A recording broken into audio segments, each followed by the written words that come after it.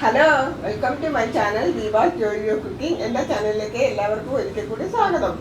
Last എപ്പിസോഡിൽ കാണിച്ച മുരിങ്ങയ്ക്ക ഇട്ട മീൻകറി എല്ലാവരും ചെയ്തു നോക്കിയെന്ന് കരുതുന്നു.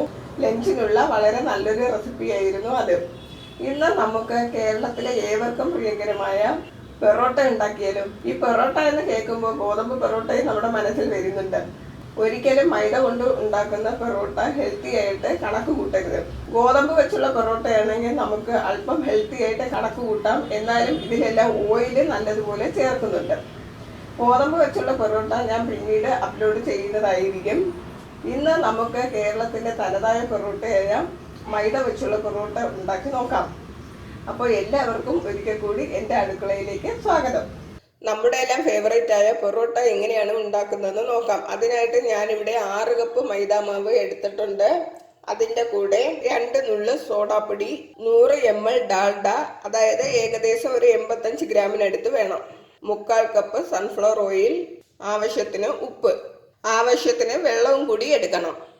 ഇത് നല്ലതുപോലെ അരിച്ചെടുക്കണം. ഇതിൽ എന്തെങ്കിലും പൊടികളോ കട്ടയോ ഉണ്ടെങ്കിൽ അത് മാറിക്കിട്ടും. ഇതിലേക്ക് ആവശ്യത്തിന് ഉപ്പ് ചേർത്ത് കൊടുക്കാം. കുറച്ച് കൂടുതൽ ചേർക്കണം. 2 നുള്ള് സോഡാപ്പൊടി ചേർത്ത് കൊടുക്കണം. ഇത് നല്ലതുപോലെ ഒന്ന് ഇടഞ്ഞു വെക്കണം. ഉപ്പും സോഡാപ്പൊടിയും എല്ലാ ഭാഗത്തും പോകാനാണ്. സോഡാപ്പൊടി ഒന്നും കൂടി പോകരുത് കേട്ടോ. ഞാനിവിടെ 2 നുള്ളേ ചേർത്തിട്ടുള്ളൂ. വെള്ളം ചേർത്ത് കുഴയ്ക്കാൻ പാകത്തിന് ഒരു വലിയ പാത്രത്തിലേക്ക് മൈദാമാവ് ഇട്ടതിന് ശേഷം അതിലേക്ക് ഈ ചൂടാക്കി വെച്ചിരിക്കുന്ന ഡാൽഡ ചെറുതായിട്ടൊന്ന് ചൂടാക്കണം. ചൂടാക്കിയിട്ടേ ചേർക്കാവൂ, കട്ടിയായിട്ട് ചേർക്കരുത്. അപ്പം നമ്മുടെ പരുവമെല്ലാം തെറ്റും. ഏകദേശം 2 ടേബിൾ സ്പൂൺ ഡാൽഡ ചേർത്ത് കൊടുക്കുന്നുണ്ട്.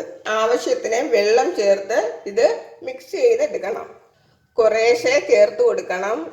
ഇവിടെ വെള്ളത്തിന്റെ കണക്ക് നമുക്ക് പറയാൻ പറ്റത്തില്ല. കുഴച്ചു വരുമ്പോൾ കട്ടിയായി ഇരിക്കാൻ പാടില്ല. കുറച്ച് സോഫ്റ്റ് ആയിട്ടാണ് ഈ മാവ് ഇരിക്കേണ്ടത്. ഇപ്പോൾ നമ്മൾ പാത്രത്തിൽ വെച്ച് ഒരുവിധം മിക്സ് ചെയ്ത് എടുത്തിട്ടുണ്ട്. ഈ വൃത്തിയാക്കി ഇട്ടിരിക്കുന്ന സ്ലാബിന്റെ മുകളിലേക്ക് ഈ മിക്സ് ഇട്ടതിന് ശേഷം നല്ല ബലം പ്രയോഗിച്ച് മിക്സ് ചെയ്തെടുക്കണം. ഞാനിവിടെ ഏകദേശം 2 കപ്പ് വെള്ളം എടുത്തിട്ടുണ്ട്. 2 ടേബിൾ സ്പൂൺ എണ്ണ ചേർത്തിട്ടുള്ളത് കൊണ്ട് വെള്ളം ചേർക്കുമ്പോൾ ശ്രദ്ധിച്ച് വേണം ചേർത്ത് കൊടുക്കാൻ. ഒരു 10 മിനിറ്റ് ഇതുപോലെ ചെയ്താൽ വളരെ നല്ലതാണ്. ഇതിപ്പോ നല്ലതുപോലെ മിക്സ് ചെയ്തിട്ടുണ്ട്. ഇനി ഇത് ഒരു വെറ്റ് തുണി കൊണ്ട് കവർ ചെയ്ത് 1 മണിക്കൂർ വെച്ചേക്കണം. 2 മണിക്കൂർ വെച്ചിരുന്നാൽ വളരെ നല്ലതാണ് കേട്ടോ. ഈ തുണി മാറ്റി നോക്കാം. മാവ് നല്ലതുപോലെ പൊങ്ങിയിട്ടുണ്ട്. ഇനി ഒന്നുകൂടി ഒന്ന് മിക്സ് ചെയ്ത് കൊടുക്കണം. ഈ മാവിനെ നമുക്ക് ഓരോ ഉരുളകളാക്കി എടുക്കാം. ഈ അളവിൽ നിന്ന് ഞാൻ 16 എണ്ണം ഉണ്ടാക്കിയിട്ടുണ്ട്. ഇതിലേക്ക് നമുക്ക് കുറച്ച് സൺഫ്ലവർ ഓയിൽ ചേർത്ത് കൊടുക്കാം. വീണ്ടും നനഞ്ഞ തുണി കൊണ്ട് ചെറുതായിട്ടൊന്ന് കവർ ചെയ്ത് കൊടുക്കാം. അതിനുശേഷം ഒരെണ്ണം എടുക്കാം. കയ്യിൽ കുറച്ച് സൺഫ്ലവർ ഓയിൽ തടവി കൊടുക്കുക. ചെറുതായിട്ടൊന്ന് അമർത്തി കൊടുക്കണം. ഈ റോളിംഗ് പിന്നിലെ കുറച്ച് എണ്ണ തടവി കൊടുക്കണം. നല്ലതുപോലെ ഒന്ന് പരത്തി കൊടുക്കണം. ഒരേ ഡയറക്ഷനിൽ ഒന്ന് പരത്താൻ നോക്കണം. ആദ്യം ഹോം മെയ്ഡ് അല്ലേ ഉണ്ടാക്കുന്നത്. നമുക്ക് വീശി അടിക്കാനൊക്കെ കുറച്ച് പാടായിരിക്കും. വീശി അടിച്ചാൽ ഇത് പൊട്ടിപ്പോകും. അതുകൊണ്ട് വേറൊരു രീതിയിലാണ് ഇവിടെ ഉണ്ടാക്കുന്നത്. ഞാൻ 2 രീതി കാണിച്ചു തരാം. ഇവിടെ ഒരു ബ്ലാക്ക് കളർ ഷെയ്ഡ് കാണുന്നത് കണ്ടോ? അതുപോലെ കണ്ണാടി പോലെ ഇത് പരത്തിയെടുക്കണം. എത്രത്തോളം പരത്താവോ അത്രത്തോളം പരത്തിയെടുക്കണം. ഷേപ്പ് ഒന്നും നോക്കേണ്ട കാര്യമൊന്നുമില്ല കേട്ടോ. ഇത് നമുക്ക് റൗണ്ടിൽ ചുറ്റിച്ചെടുക്കാനുള്ളതാണ്. ഇത് ആദ്യം ഇവിടെ ചെറുതായിട്ടൊന്ന് സ്ട്രൈപ്പ് ചെയ്ത് കൊടുക്കണം. ഈ 2 അറ്റത്തും വെട്ട് വീഴാത്ത രീതിയിൽ നമുക്ക് ഇടയ്ക്ക് ഇങ്ങനെ ചെറുതായിട്ടൊന്ന് കീറി കൊടുക്കാം. ഇത് ഒരു മെത്തേഡാണ് കേട്ടോ. നിങ്ങൾക്ക് ഏതാണ് എളുപ്പമെന്ന് വെച്ചാൽ അത് ചെയ്യാം.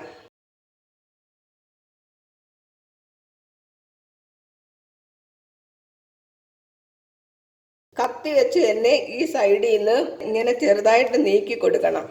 പറ്റി പിടിക്കുന്നു എന്ന് തോന്നുന്നുണ്ടെങ്കിൽ കത്തിയിൽ കുറച്ച് എണ്ണ തേച്ച് കൊടുത്താൽ മതി. പരത്തുമ്പോൾ അടിയിൽ നല്ലതുപോലെ എണ്ണ പുരട്ടിയിട്ട് വേണം പരത്താൻ, അല്ലെങ്കിൽ ഇത് പറ്റി പിടിക്കും കേട്ടോ.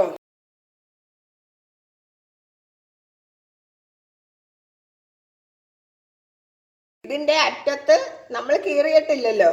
അപ്പൊ ആ സൈഡിൽ നിന്ന് കുറച്ച് ചെറുതായിട്ടൊന്ന് വലിച്ചു കൊടുക്കണം. വലിച്ചതിന് ശേഷം ഇങ്ങനെ ചുറ്റി കൊടുക്കണം. ഈ തുമ്പ് അടി കൊണ്ടുപോയിട്ട് വേണം വെക്കാൻ, അല്ലെങ്കിൽ എന്ത് പറ്റുമെന്നറിയാമോ, നമ്മൾ ഉണ്ടാക്കി കഴിയുമ്പോഴത്തേക്ക് ഒരു ലെയറായിട്ട് ഇളകി വരും. അതുകൊണ്ട് ഇത് കൊണ്ടുപോയിട്ട് അടിയിലോട്ട് കയറ്റി വെക്കണം. ഇത് ഇനി ഡ്രൈ ആകാതിരിക്കാൻ വേണ്ടി നേരത്തെ നമ്മൾ തയ്യാറാക്കി വെച്ചിരുന്ന വെട്ട് തുണിയില്ലേ, അതിന്റെ അടിയിലേക്ക് വെച്ചു കൊടുക്കാം.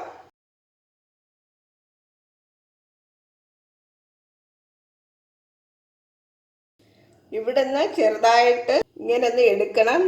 അതിനുശേഷം ചെറുതായിട്ട് സാരിയൊക്കെ ഞെറിയുന്നത് പോലെ ഞെറിഞ്ഞു കൊടുക്കണം.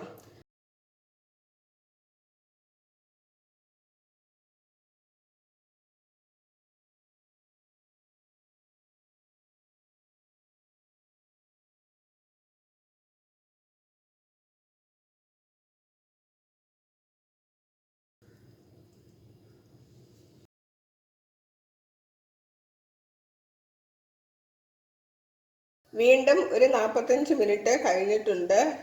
കുറച്ച് എണ്ണ എടുത്ത് ഇവിടെ തേച്ച് കൊടുക്കാം.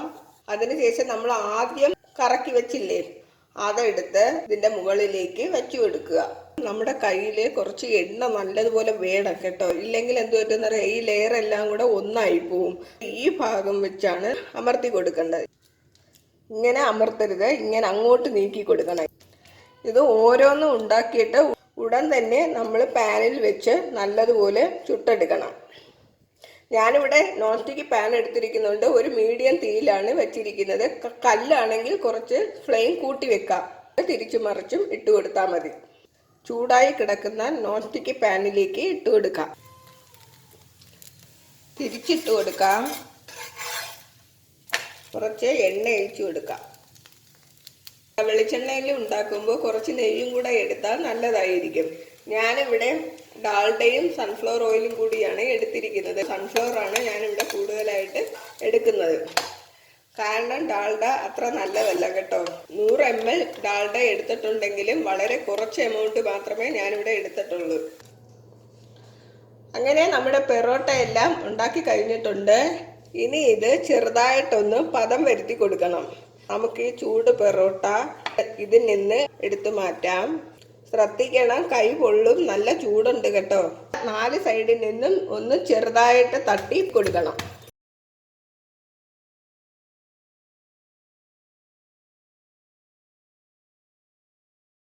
അങ്ങനെ നമ്മുടെ എല്ലാം പ്രിയങ്കരമായ പെറോട്ട റെഡിയായി. ഒരെണ്ണം കാണിച്ചു തരാം. കണ്ടോ, ഞാൻ കാണിച്ച 2 മെത്തേഡും വളരെ ഈസിയാണ്. ഞാൻ ഒരെണ്ണം കഴിച്ചു നോക്കട്ടെ. കുറച്ച് പോത്തിറച്ചിയും അതിൻ്റെ കൂടെ പൊട്ടറ്റോ ബീൻസ് ഫ്രൈയുമായിട്ടാണ് സെർവ് ചെയ്യുന്നത്.